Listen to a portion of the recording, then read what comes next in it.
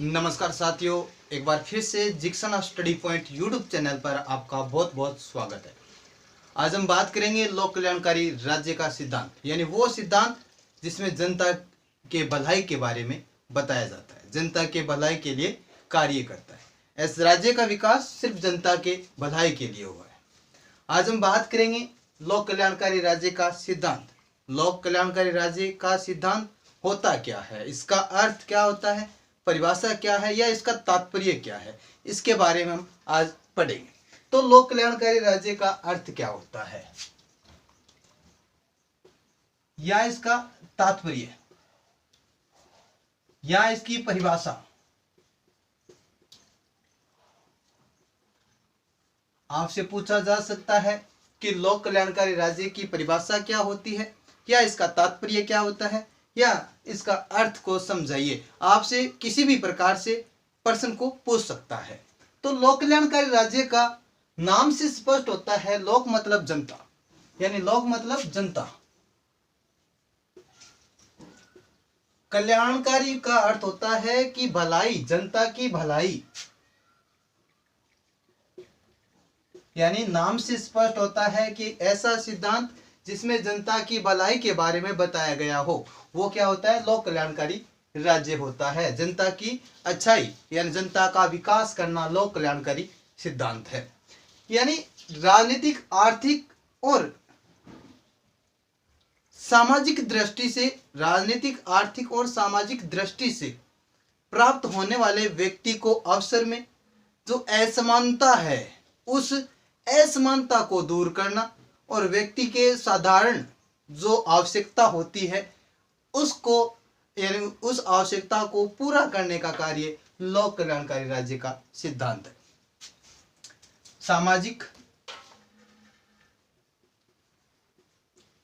सामाजिक राजनीति व आर्थिक दृष्टि से प्राप्त होने वाले अवसरों में असमानता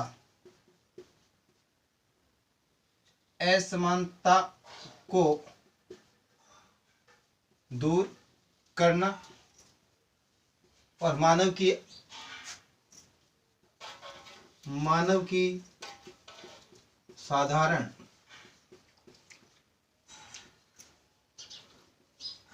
आवश्यकता को पूरा करना लोक कल्याणकारी राज्य कहलाता है। यानी राजनीति, आर्थिक व सामाजिक, राजनीति व आर्थिक दृष्टि से प्राप्त होने वाले व्यक्ति को जो अवसर होते हैं, उन अवसरों में जो असमानता होती है, यानी उच्च वर्ग के लोगों को ज्यादा अवसर प्राप्त होना, निम्न वर्ग के लोगों को कम अवसर प्राप्त होना, उन असमानता को दूर करना लोक कल्याणकारी राज्य का कार्य होता है। और व्यक्ति की जो मूलभूत आवश्यकता है उसको पूरा करने का कार्य लोक कल्याणकारी राज्य का काम होता है। उसी को हम क्या कहेंगे, लोक कल्याणकारी राज्य कहेंगे। ठीक है, लोक कल्याणकारी राज्य किसे कहेंगे, यानी सामाजिक, राजनीति व आर्थिक दृष्टि से प्राप्त होने वाले अवसरों में असमानता को दूर करना। किसको, असमानता को दूर करना और मानव की जो साधारण आवश्यकता है उसको पूरा करना लोक कल्याणकारी राज्य का कार्य है। अब इसका उद्देश्य क्या है, लोक कल्याणकारी राज्य का उद्देश्य क्या होता है? उद्देश्य होता है कि जो समाज के अंदर, यानी कह सकते हैं कि जनता के सभी वर्गों के हितों की रक्षा करना, जनता के सभी वर्गों की हितों की रक्षा करना और नागरिकों के सामाजिक, आर्थिक, राजनीतिक, नैतिक विकास में क्या करना, सहयोग करना और समाज के अंदर जो शोषण होता है उसको समाप्त करना, इसका मुख्य उद्देश्य होता है। जनता के सभी वर्गों के आवश्यक हितों की रक्षा करना, जनता के सभी वर्गों के हितों की रक्षा करना। दूसरा होता है कि सामाजिक, आर्थिक, राजनीतिक, नैतिक विकास में सहयोग देना। सामाजिक, आर्थिक, राजनीति व नैतिक विकास में सहयोग देना। समाज के अंदर जो शोषण होता है उसको समाप्त करना। समाज में हो रहे शोषण को समाप्त करना। वह व्यक्ति के विकास पर जोर देता है या मानव को उन्नति प्रोत्साहित करना या मानव के विकास में सहयोग, मानव के विकास को बढ़ावा देना। लोक कल्याणकारी राज्य का उद्देश्य होता है कि जनता के सभी वर्गों के हितों की क्या करना, रक्षा करना और सामाजिक, आर्थिक, राजनीतिक व नैतिक विकास में क्या करना, सहयोग करना लोक कल्याणकारी राज्य का उद्देश्य होता है। समाज में जो हो रहे शोषण, अत्याचार, उनको समाप्त करना और व्यक्ति के विकास को बढ़ावा देना इसका मुख्य उद्देश्य होता है। किसका? लोक कल्याणकारी राज्य का मुख्य उद्देश्य होता है। अब लोक कल्याणकारी राज्य वास्तव में होता क्या है? अलग अलग विचारकों ने अपने अलग अलग मत रखे हैं। जैसे पंडित जवाहरलाल नेहरू ने अलग विचार रखे हैं कि लोक कल्याणकारी राज्य एक ऐसा राज्य होता है, उसने अलग बताया है। मैकाइवर ने अलग बताया है, कांट ने अलग बताया। उनकी परिभाषाओं को हम विस्तार से पढ़ते हैं।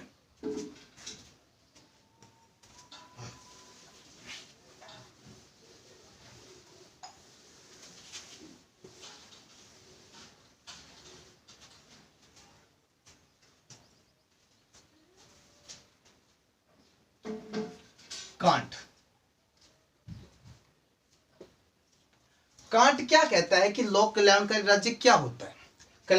कांट के अनुसार लोक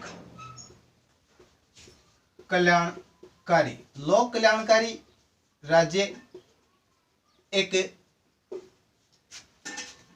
ऐसा राज्य होता है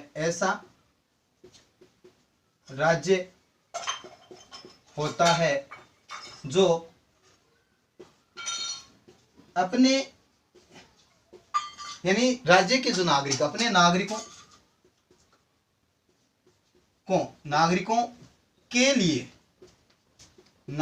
के लिए अधिक से अधिक सामाजिक सुविधा प्रदान करना। नागरिकों के लिए अधिक से अधिक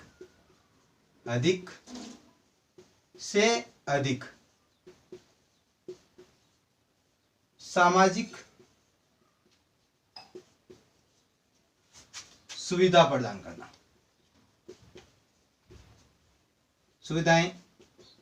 प्रदान करना लोक कल्याणकारी राज्य कहलाता है। कि लोक कल्याणकारी राज्य वह होता है जो अपने नागरिकों को सामाजिक सुविधा प्रदान करता है, उसे लोक कल्याणकारी राज्य कहते हैं।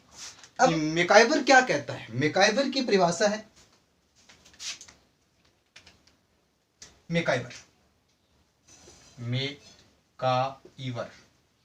मैकाइवर कहता है कि लोक कल्याणकारी राज्य के दो कार्य बताता है।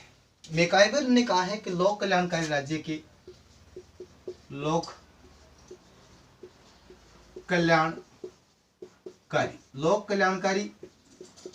राज्य के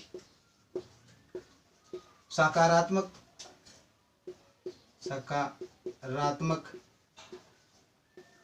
व नकारात्मक दो प्रकार दो प्रकार के कार्य होते हैं। यानी लोक कल्याणकारी राज्य के मैकाइवर के अनुसार सकारात्मक व नकारात्मक दो प्रकार के कार्य होते हैं। शासन व्यवस्था को ठीक स्थिति में रखना, शासन व्यवस्था को ठीक स्थिति में रखना और मानव के व्यक्तित्व का विकास करना, मानव के व्यक्तित्व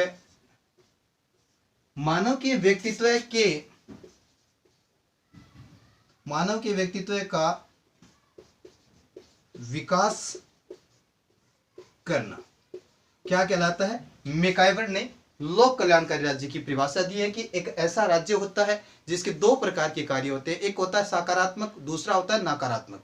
यानी सकारात्मक और नकारात्मक दो प्रकार के कार्य होते हैं लोक कल्याणकारी राज्य के, जिसमें शासन व्यवस्था को ठीक स्थिति में रखना और व्यक्ति के, मानव के या व्यक्ति के व्यक्तित्व का क्या करना? विकास करना। ये लोक कल्याणकारी राज्य का अर्थ होता है या कार्य होता है। उसे ही हम क्या कहेंगे? लोक कल्याणकारी राज्य कहेंगे मैकाइवर के अनुसार।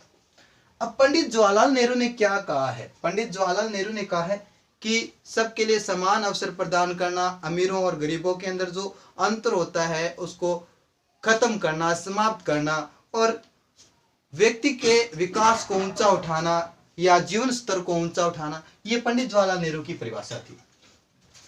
पंडित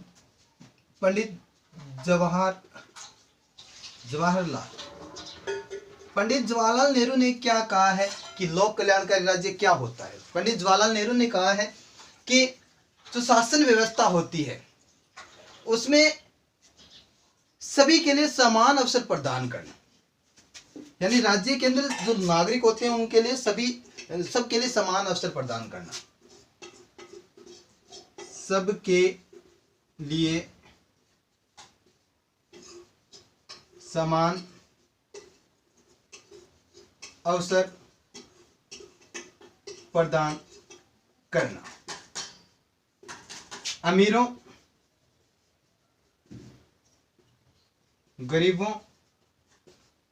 गरीबों के बीच अंतर को मिटाना, जीवन स्तर को क्या करना? ऊंचा उठाना। लोक हितकारी राज्य के मूलभूत तत्व होते हैं। लोक हितकारी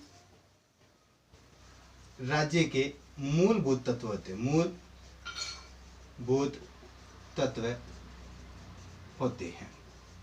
पंडित जवाहरलाल नेहरू कहता है कि सभी लोगों के लिए समान अवसर प्रदान करना, अमीर और गरीबी जो लोग होते हैं, अमीर और गरीब लोग होते हैं, उनके बीच के जो अंतर है उनको समाप्त करना और जीवन स्तर को ऊंचा उठाना, ये राज्य के क्या होते हैं? मूलभूत तत्व होते हैं, जिससे व्यक्ति का क्या होता है? विकास होता है। उसी को हम क्या कहेंगे? पंडित जवाहरलाल नेहरू के अनुसार लोक कल्याणकारी राज्य की परिभाषा बताई है।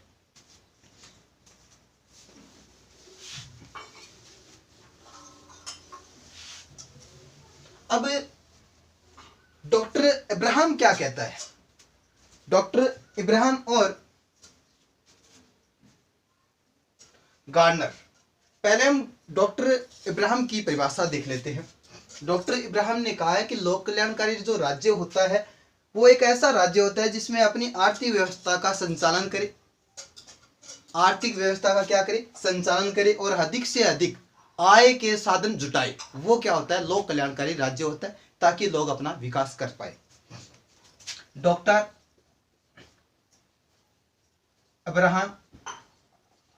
अब्राहम ने लोक कल्याणकारी राज्य की परिभाषा दी है कि लोक कल्याणकारी राज्य वह राज्य होता है, लोक कल्याणकारी राज्य वह होता है जो अपनी आर्थिक व्यवस्था का जो अपनी आर्थिक व्यवस्था का संचालन करे तथा आय के अधिकतम समान वितरण करे। आय के अधिकतम समान वितरण करे। वो क्या होता है? लोक कल्याणकारी राज्य होता है, ताकि व्यक्तियों का विकास हो सके। यानी आय के अधिकतम संसाधन यदि राज्य के अंदर उपलब्ध करवाए जाएंगे तो व्यक्ति को क्या होगा? व्यक्ति का विकास होगा, ताकि उनको रोजगार मिलेगा तो आय मिलेगी, आय बढ़ोतरी होगी, आर्थिक स्थिति में सुधार होगा। यानी डॉक्टर इब्राहिम कहता है कि वो राज्य जिसमें आर्थिक व्यवस्था का संचालन हो, आर्थिक व्यवस्था क्या हो? बढ़ती हो या नहीं, वहां पर आर्थिक व्यवस्था के लिए रोजगार उपलब्ध होता हो, ताकि लोग अपनी आय प्राप्त करें, अपनी आर्थिक स्थिति को सुधारे। वो क्या होता है? लोक कल्याणकारी राज्य होता है। अब गार्नर क्या कहता है? गार्नर के अनुसार लोक कल्याणकारी राज्य की परिभाषा, कल्याणकारी राज्य का उद्देश्य,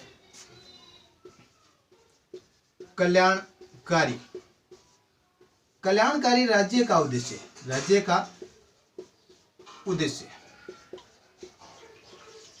कल्याणकारी राज्य का उद्देश्य क्या होता है? जीवन स्तर को, राष्ट्रीय जीवन स्तर को ऊंचा उठाना, राष्ट्रीय